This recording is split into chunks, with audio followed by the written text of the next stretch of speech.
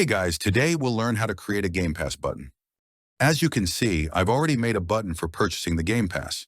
You can easily add a button by creating a ScreenGui GUI in the starter GUI and adding a text button to the newly made ScreenGui GUI.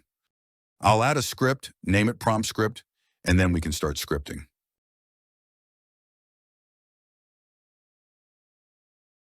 I'll give you a quick summary so you can understand what's happening. I've created two variables, one for the marketplace service and one for the players.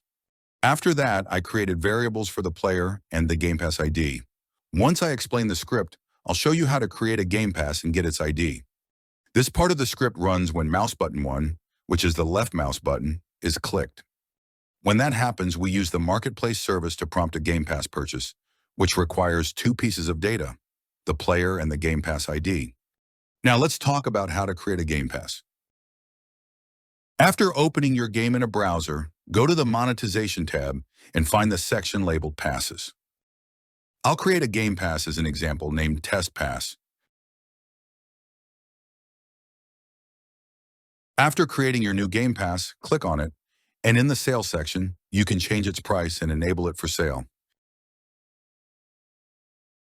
I will highlight the part that represents the Game Pass ID in the link. Now back in the game, let's see how our button works. As you can see, it works flawlessly. You can either deny the transaction or buy the item, whichever you prefer. Thanks for watching. Make sure to leave a like and subscribe so you won't miss out on other relevant content.